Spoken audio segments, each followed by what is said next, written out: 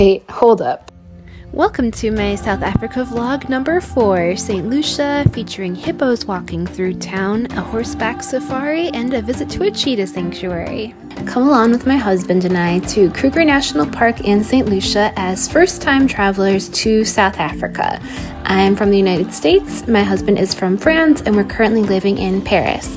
I think it's important to share the tales of woe along with the awe-inspiring sights, so be prepared for the highs and lows and everything in between, because we've had it all on this trip. This video is jam-packed with all kinds of exciting things, like realizing that it's a nightly tradition that everyone runs up from their table in St. Lucia to go see the hippos just parading through town, as well as a hippo safari. Meeting a hippo on the side of a dirt road at night with a spare tire on, a visit to the ocean, and a spontaneous visit to the cheetah sanctuary. We've got it all. If you missed part 1, be sure to go check that out, as it is our travel day, as well as some really practical on-the-ground tips for first-timers coming to South Africa. Part 2 of this series is our self-drive safari day within Kruger National Park. And finally, part 3 of this series features our private safari as well as our group safari in Kruger National Park. If you're enjoying this series, it would mean the world to me if you would subscribe and like and even share with your friends. As a new creator, your support really does mean everything, and thank you so much for watching. So without further ado, let's dive in. After filling brunch inside the park, we pried ourselves out of Kruger National Park because we were so sad to leave, but we felt like we were still leaving at a good time to be able to have a whole day of driving to get to St. Lucia. So the drive was supposed to take about 9 hours, and spoiler, it took a lot more than that. But we were excited to see the changing landscapes as we drove through South Africa and parts of the country we had never seen before. We had to make a pit stop in White River to return the camera lens that I had rented from there, and had a quick lunch at Fishaways, which is a South African chain restaurant, and it was super good. My husband got a Stony ginger beer, of course, and I actually don't even eat fish, but they had veggie options for me, so a win. We enjoyed just soaking up all the sights and seeing the local markets and vendors along the streets. As first-timers to South Africa, we were honestly surprised by some of the changing landscapes, like those very tall, thin trees reminded us of some places in northern Michigan. During these long drives across the country, we were so grateful to be able to see just a snippet of people living just their normal lives here, like so many kids walking to school, like families going to the store, just snippets of real life.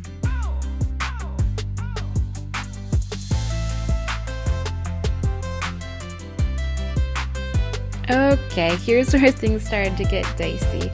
It got cold. Look at this landscape. Can't see anything.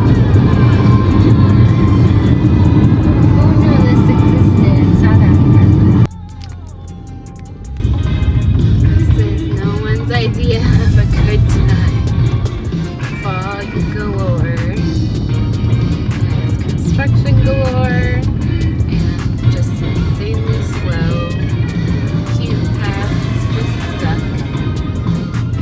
Been driving for a very long time, and he's doing great. And we just wanna get to the next stop here so he can take a break. I felt so bad for my husband at this point because he had already been driving for hours without stopping, was tired, and then the fog coupled with being stuck behind slow trucks and the weather conditions, it was not great. We were just trying to survive. On the border.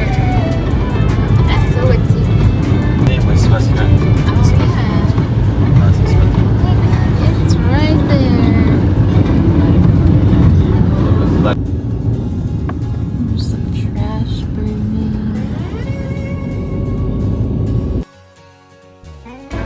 Here's me too, deciding between the double deluxe cheeseburger or the double deluxe, I don't know, bacon, or sausage cheeseburger. Well, I think about the decadent desserts. And I'm grateful for the veggie meals. Okay, my blind taste test. I'm not sure which one is which. I think it'd be obvious to anyone that our slap happiness was setting in at this point, but hey, after the stressful drive we've been having, we just needed to laugh however we could, and so we decided to do a blind taste test of Coke versus Coke Zero, because my husband thinks I can't tell the difference, which is actually probably true. I think that's Coke. Wait, let me... And funnily enough, he forgot which one was which. Not like Diet Coke. That's for sure.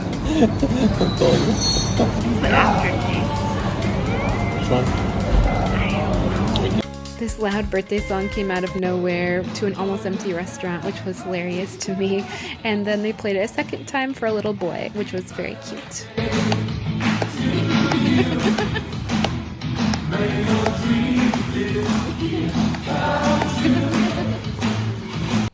Okay, editing Lauren here to tell a tale. So you already saw how exhausting and stressful and long this day had been of driving across South Africa at that point. And then after we had dinner, there was only 2-lane highways as far as we could see. Like that was everything that we were driving on was 2-lane highways, no light source except for your headlights. And so you can only see so far ahead of you with headlights, right? And so we're driving with, lots of huge trucks, people going very fast on these 2-lane highways, and lots of potholes. So you can guess what's gonna happen. We hit a pothole, you hear that thud, and you're like, oh, I'm like so freaked out to see what we're gonna find.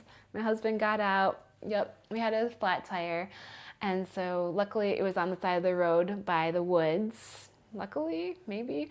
But we put out the little triangle reflector and all these trucks are just zooming past us at high speeds. We're in the middle of nowhere, barely have cell service, like if we're lucky.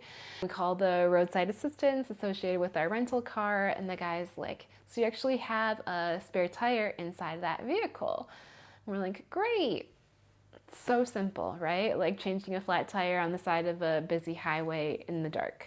Great. But luckily my husband got out and started to try to change it. I'm very focused, like you're both like so stressed out. And you're like, okay, this is do or die. We have to like really think through everything, communicate well, because this is like such an intense moment. And so I'm on YouTube like searching like how to change a tire just in case he has questions or something goes awry. And I also have my little phone flashlight where I'm trying to like bring more light because it's completely dark out there and I'm just seeing these cars zooming by. And so he was able to change the tire because he's amazing. Of course, it's not just regular paved roads to St. Lucia. We have to go inevitably on dirt roads, and small dirt roads without cell phone reception either. Like we lost service shortly after getting on some of these dirt roads that we were going on, and we just only had like our loaded map, but no way to contact someone if something went wrong. So I got in the car behind my husband because we didn't want any additional weight on the side that the spare tire was on, and we just like drove slowly on that dirt road. And I would call out like, okay, only 5 more kilometers, only 4.5 more kilometers on this dirt road, 4 kilometers. We're just like praying we get there, okay. And this was the only time in our whole vacation in South Africa where I was legitimately like, we might not be okay. Like we had lions surrounding us, the day before, but this time we actually might not be okay, I was thinking. And so then as we were just going through this wooded, dark dirt road with no one around as far as you can see, I had the thought, like, what if we run into a hippo out here? Because we were entering hippo country. And we keep going through. I didn't see anything as I'm just calling out, only 4.5 kilometers to go. But after we finished that little dirt road portion, we felt like we could breathe again. I asked my husband, like, did you see a hippo? And just not mention it to me to try to protect my sanity. And he was like, yep, there was literally a hippo like standing just off the edge of the road, like just as far as like my beams could show me. There was literally a hippo staring at us in the dark woods, which feels freakier than I can express, really. In the moment, it was extremely freaky. So yeah, that happened. And then we thankfully did make it to our Airbnb at like 11:30 p.m. and we were able to get in just hours and hours later than we expected. I think the journey in total then took us about 13 or 14 hours and we were expecting 9, so something to plan for. Here's our very kind welcome package from our Airbnb host, and then the next morning we were off to our hippo safari, bright and early, the first boat of the day. Our sightseeing cruise was through shoreline boat safaris right in downtown St. Lucia, and we had a lovely guide who was so knowledgeable. But the funny thing was that when we booked the safari at 7 a.m., I don't think I even realized that there were later ones, and after the night we had, barely sleeping at all, I would have preferred a later one, but I'm so glad we did the early one because we actually had the whole boat to ourselves. It was just us and the guide, so it was like a very personable experience, and we got right up next to all these different hippos. She knew all of the different family groups that they live in and just taught us so much about hippos that I don't think I would have learned if we had a bigger group with more people. We got to ask so many questions one-on-one, and it was just so cool to see all these hippos close up and see their individual personalities coming out. Yeah. And their ears are so interesting as well. Like how they use their ears. They flap their ears sometimes. It's spinning those ears, but the insects Oh. infect them. Okay. They spin them, get me.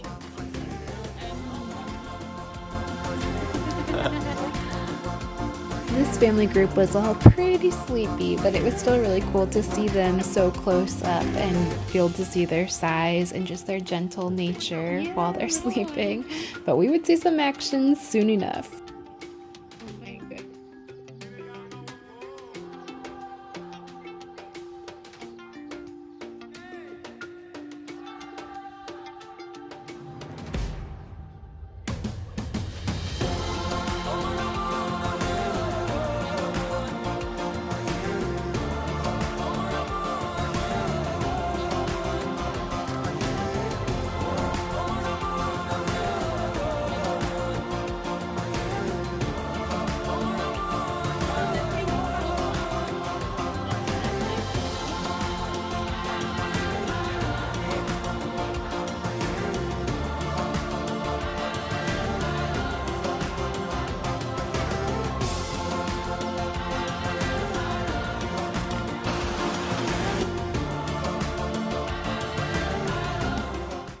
Then we came upon some juvenile hippos fighting or play fighting, just learning these behaviors and having fun, which was very entertaining to see. And our guide let us know that the juveniles completely stop this behavior once they become full adults, and the males and females become adults at different ages.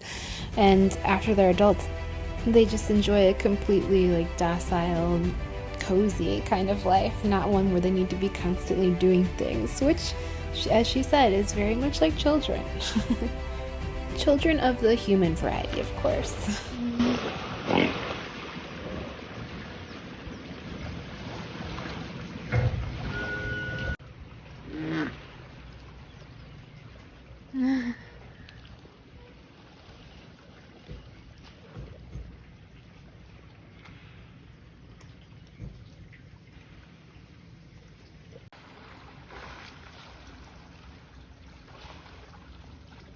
That's why they're gonna have all those scratches on the scars. There's the biting marks, and see that piece of wood Yeah. scratching.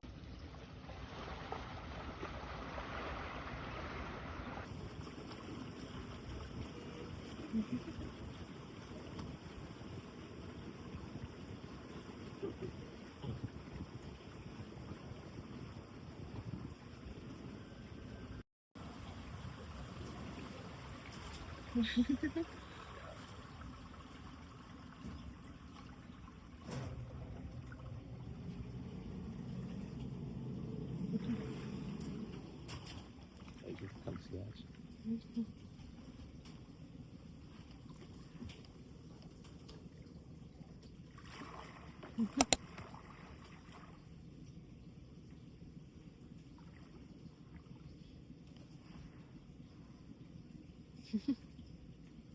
Yeah. today.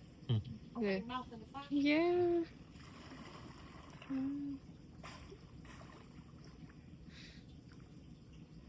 They know you well, I'm sure. They're like, oh, she's back. Hope they know me now.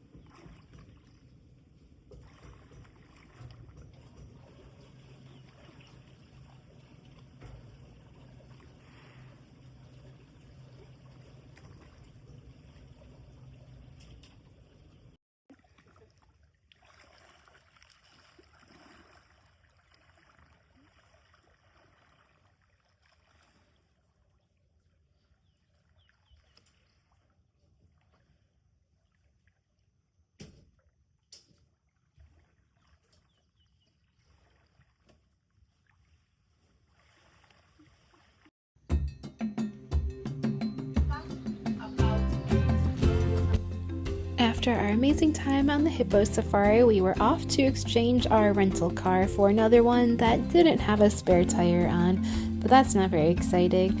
And so I give you this amazing brunch we had.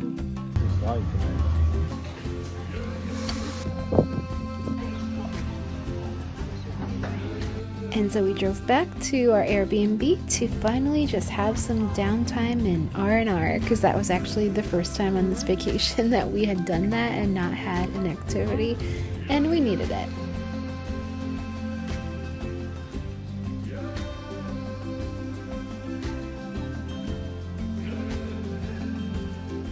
I had seen some warnings in quotes on the Airbnb listing that there were lots of monkeys at this Airbnb site, and as someone who had never been around wild monkeys before this trip, I was stoked on that, and let me tell you, they lived up to my expectations, and we just didn't keep food out, and we were okay.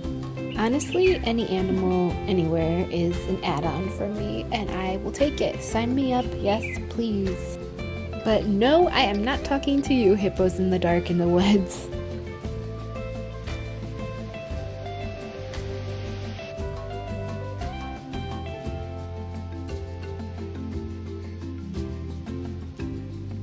Oh my god.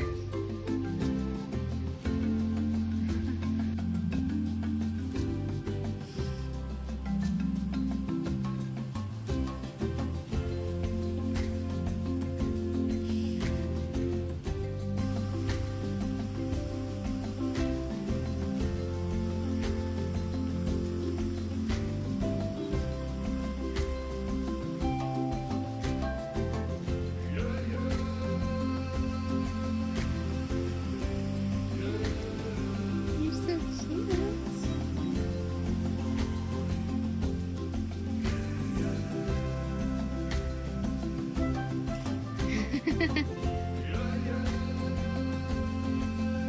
Hey, little ones.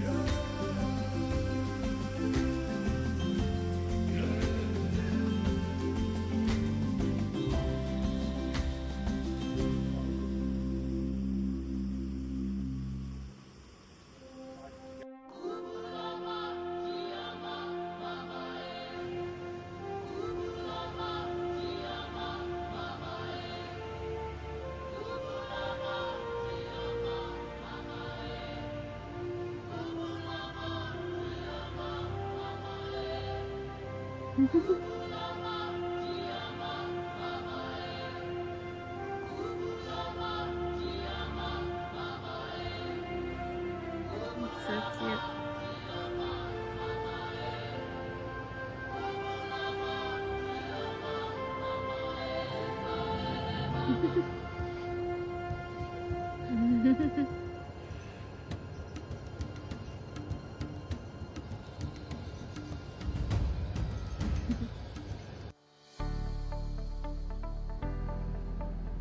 Life's so hard. when you're on holiday?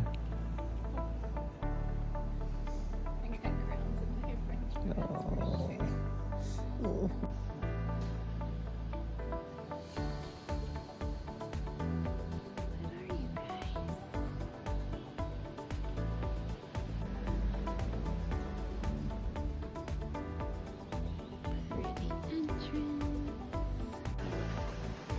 Is it Florida or is it South Africa?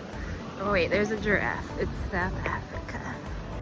So this first night, the staff all went around and said, there's a hippo outside, there's a hippo walking in the street. And we realized very quickly, literally everyone gets up from their meal to rush to see the hippo walking in the street.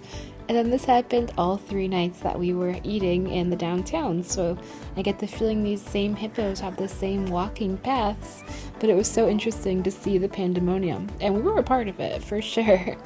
Each night we noticed the security truck literally escorting the hippos for their own safety to wherever they were going. And each day we realized that there's that same private security firm truck just sitting in town. So that's great that they are clearly very aware of this attraction and the potential safety risks for the hippo and humans, and it seems like they're taking good care of the hippos and the people. If you've ever worked hippo security, please let me know in the comments because I'm so curious about this. What do you have here? Curry sauce. Very. Biggest fanboy. And South African rosé. The next morning we enjoyed dipping these rusks into our coffee and having a relaxed breakfast at home. We drove from St. Lucia into iSimangaliso Wetland Park, working our way towards Cape Vidal, playing the classic game that you always play, avoiding elephant and or rhino poop. Of course, this is only a game that we play in national parks, and it is quite unusual.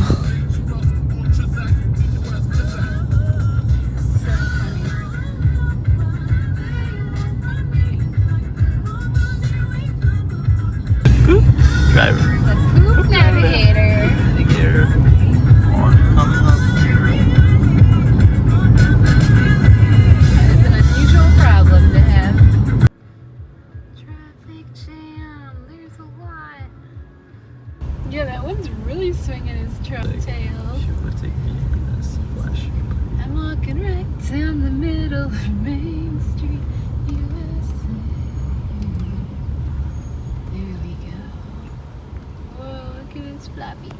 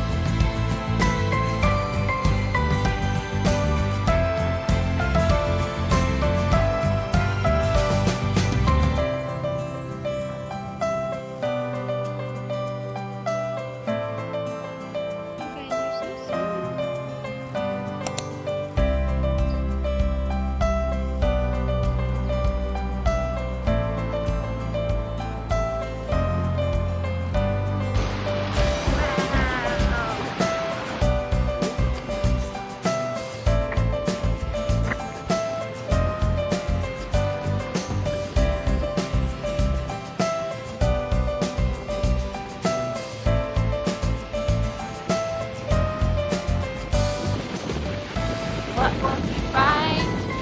We don't know. Was he freezing? Oh, he's not reacting. Reacting? Yeah, it's cold. Good luck to swimmers everywhere.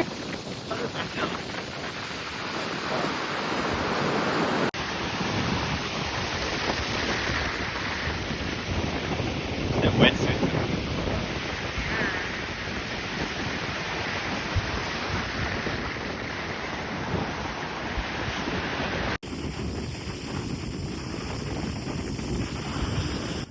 So as you can see, it was very windy, and my husband and I both love to swim, just be in the water when it's calmer waters. And my husband is a stronger swimmer than I, more adventurous about that stuff than I am in general, that I was kind of disappointed I didn't get to snorkel more than I did. I got to snorkel a little bit. I found like a little smaller, calmer pool area and was able to just be in the water a little bit more. But it was so windy and cold to the point where you're considering, is it worth it to like get all wet? You know, or at least I was considering, is it really worth it to get wet? And then it's like so windy that the wind hurts you. Just the day that we happened to go was this extremely windy. But I did weigh my options and determined it was worth it to get in the water. You're in freaking South Africa, right? I had to do it. I have no regrets.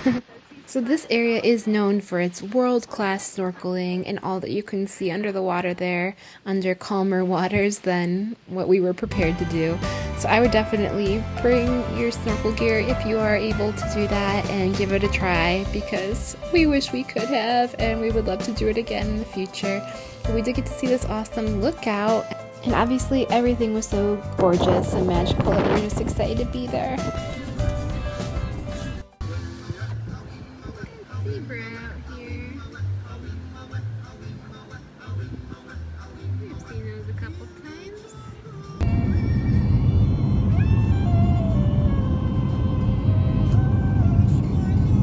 We spotted that family of 3 rhinos again.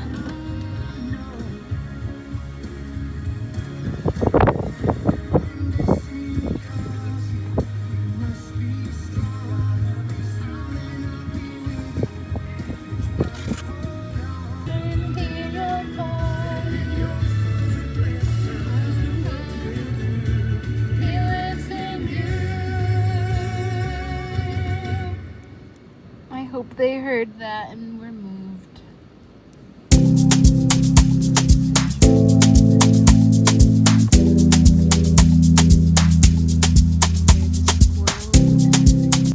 If you think about it, the elephant poop avoidance game is basically like a video game.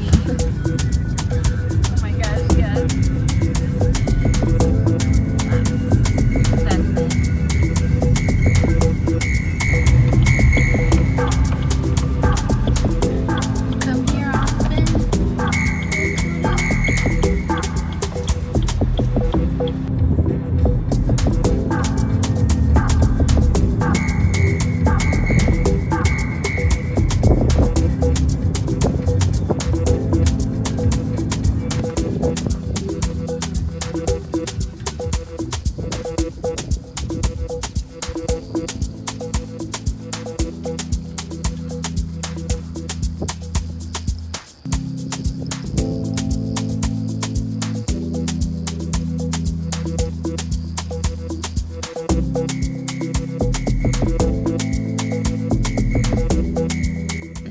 Back to our Airbnb for a quick lunch of local fruits and to relax for all of 20 minutes, and we were back on the road to Bengazi horse safaris, which was conveniently right at the same entrance as iSimangaliso Wetlands Park, so it was very close by and convenient. We were super excited to ride horses. It had been a very long time since I had ridden a horse, and my husband had only ridden one once when he was like 3 years old. So it was a very new, novel experience for us. We're thrilled to just be around the animals, and it was a very small group, just us and one other family, and we got to go into the park on horseback. We were supposed to see zebras, or that's what, is typically advertised, and we did not see any other wildlife within the park, probably because of the high winds is what everyone was saying, but we were never going to complain about that because we just had all the most amazing wildlife encounters ever, so we were just thrilled to be there and thrilled to be on horses. So it's such a fun, different way of experiencing the area, and we would definitely do that again.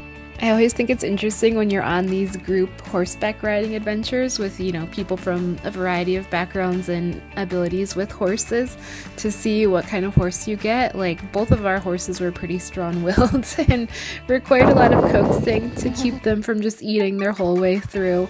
And then our guide actually got thrown off of his horse, and it made some of our other horses get spooked. So you just never know what you're in for when you're on one of these group horseback rides. But that's the kind of adventure I'm here for.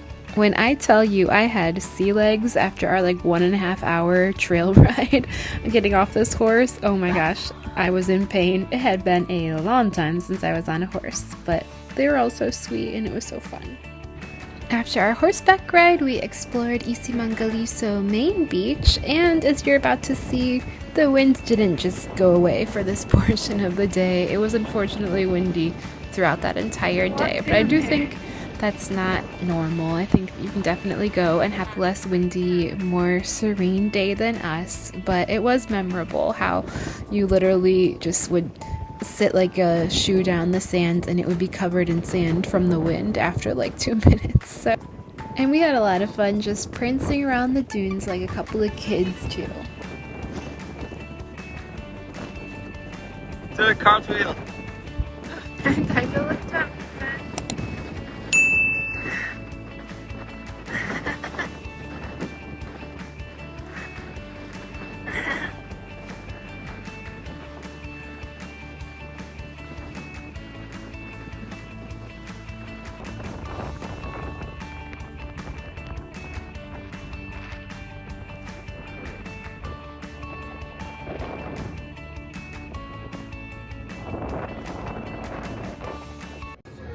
We went back into town for dinner that night, and they were playing We Are the World, We Are the Children, and we agreed that more restaurants need to play those kind of bops that are just about uniting the world for a higher cause.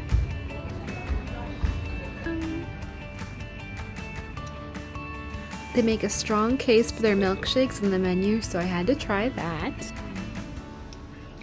The next morning, we savored the last moments of relaxation at this Airbnb that we loved so much and had a nice little leisurely breakfast before taking off. With the bananas and the monkeys here.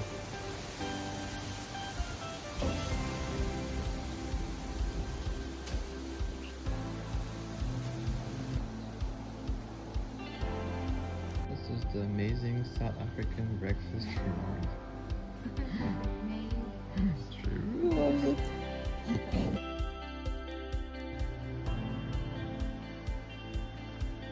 For our last day in St. Lucia area, we hoped to go to Sodwana Bay and do some snorkeling. However, it was another really windy day, and Sodwana Bay was several hours away. But we decided to go for it and figured you're only in South Africa, every so often, maybe once in a lifetime. So we decided to go for it. And we were enjoying the scenery along the way, these cows. But then on the highway, we saw a billboard for a cheetah sanctuary just off the highway and decided to just literally get off the highway then and there and do the cheetah sanctuary first and Sodwana Bay later. And we are so glad that we did. Fun fact, my family nickname is Kitty and Cat, so that's me. A really cool thing about this sanctuary is that they actually release a lot of the animals back into the wild, so they have their stats there. This first animal within the sanctuary was an African wildcat, and it was quite funny to us how much this African wildcat looks like a domestic house cat. And they shared the story of this cat, and I guess he actually was a house cat until he started getting more aggressive and fighting other animals, and the owners did some genetic testing and determined he actually was an African wildcat. And so now I guess he's living his best life, you know, getting pets still and also getting his space to be wild at the sanctuary. But it was quite funny. Like, we just could not get over how this cat was being treated like some very wild creature, because he is, but also when he rolls around like this, you can't tell me that is not my own house cat. Like, it was just a very funny one and a good one to start with on the tour of the sanctuary. Few African ultimate numbers in their conservation.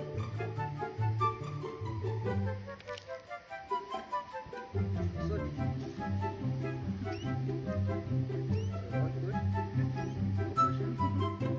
This next cat was the caracal, and I guess these guys are a little more aggressive and dangerous, to the point that even the staff that work there have to be really careful and guarded. So the staff took our phones in there and took these pictures of them inside the enclosure, since we weren't able to go inside.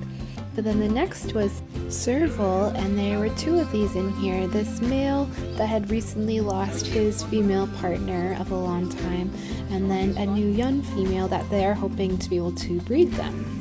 These guys seemed really chill and honestly could not be bothered by us being in there next to them and taking videos of them.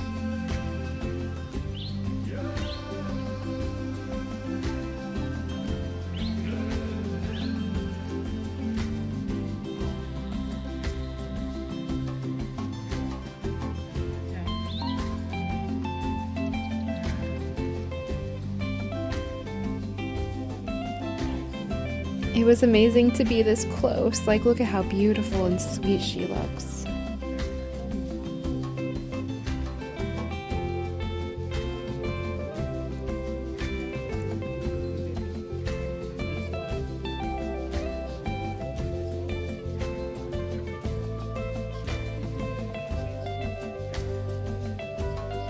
Next, it was time for the main event, going into the enclosure with two cheetah brothers. The guides gave us strict instructions on, you know, how old and tall you have to be able to be allowed inside, and as well as just how to behave around them, to not make any sudden movements, to just stay where they instruct you to stay. And they were really careful with making sure everyone stayed safe, including the cheetahs. But to be this close to two cheetahs was remarkable. Like, to be able to just look into their eyes and be that close felt like a once-in-a-lifetime experience, and we were so grateful. We were internally freaking out, like, how is this real, that we get to be this close to these precious creatures? And I love that when we sent the photos of us with the cheetah to our family, my mom said, if I didn't know you better, I would think that was literally AI. But I promise you, it was not AI, and you can go see these cheetahs too up close at the sanctuary.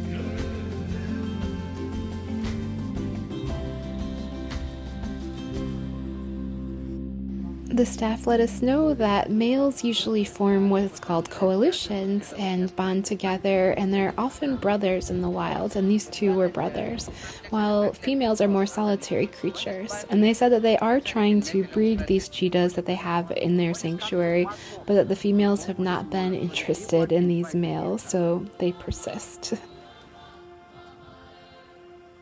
so we feed them 5 kgs, we skip 2 days, on the 3rd day we feed sometimes 1 case.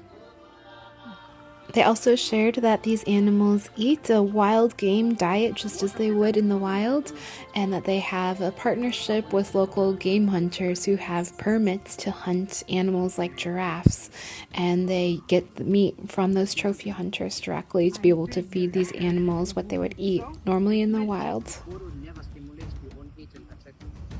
So never. They are very thick and sweet. Sometimes they do that local hunting. At the conclusion of our tour, we realized that there were other animals like zebras just wandering around the reserve as well, so we observed them because we just can't get enough of these animals, if you couldn't tell. One is playing with the zebras right there.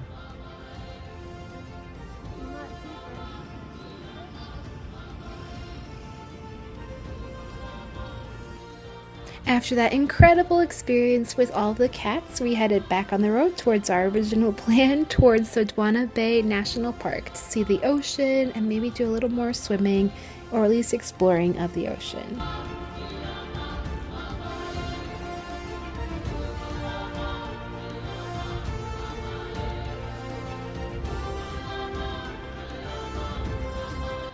We loved our drives like this, just driving past all the different colorful houses and buildings and people walking along, going to work and school and the store. We saw lots of kids in different school uniforms just playing and going about their day, and it was just so cool to see a snippet of actual life in these towns as we passed through. And there's this lady having a full-on photo shoot in her pink dress, and I was like, same girl. I too support that. Pink dresses and photo shoots. We grabbed an easy lunch at the newest KFC to ever exist, and then we were at Sodwana Bay. No! It's empty for a reason.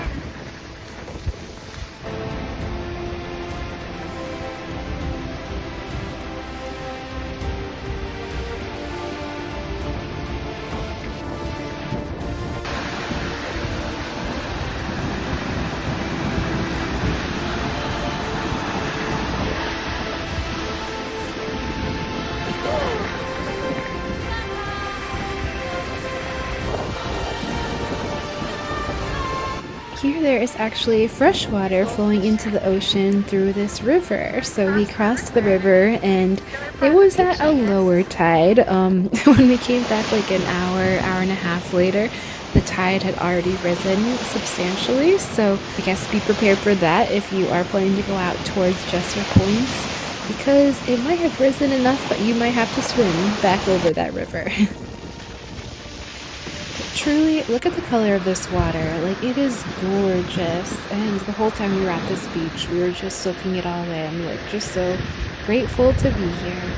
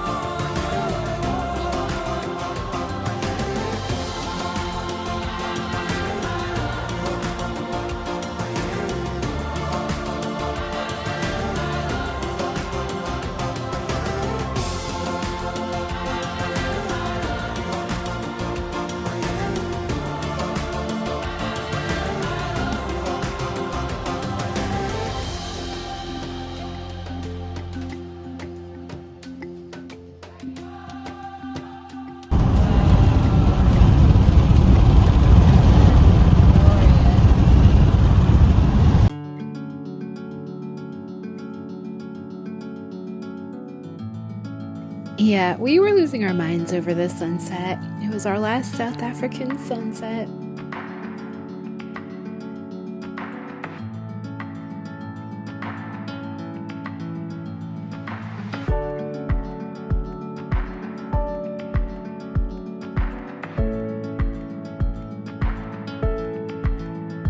After a few hours of driving, we arrived back in town in St. Lucia for dinner.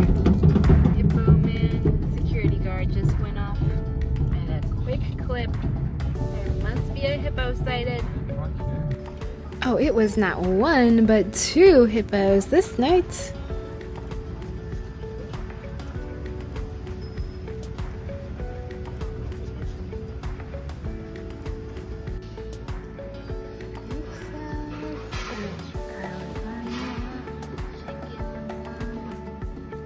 Filed this under things you see in St. Lucia, and then we got to our Airbnb our last night and stayed there to find these little visitors on our patio in the morning, aka my kind of visitors. Even though we had to get going really early this last morning, we wanted to be able to see the view from our balcony and soak in South Africa one last time, so we were happy to see all these little curious guys. Also, I should note, this is on the second floor, so these guys are climbers. They're good monkeys.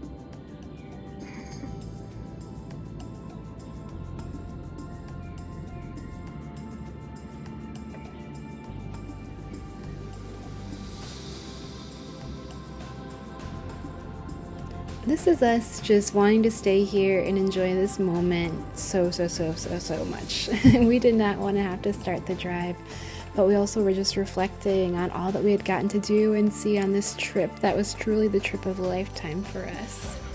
These wild Animal Crossing signs were of course novel and photo worthy to us, and we left St. Lucia around 6:30 a.m. and we were able to get to the Johannesburg airport by around 2:45 p.m., which was our goal.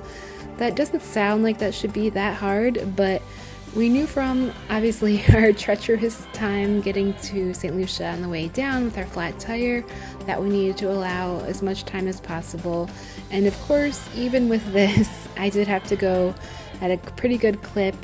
I drove the first leg of the journey. Here's my husband pretending that he's an F1 driver, and my husband drove the second leg and definitely had to speed a little bit more than me. But yeah, we were able to make it to the airport in time, which was honestly a miracle.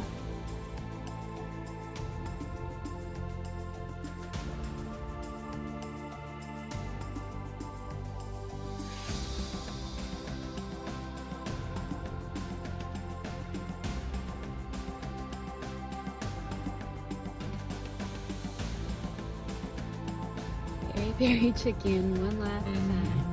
We reached that slap happy point of the trip where only comfort music and goofy songs would do.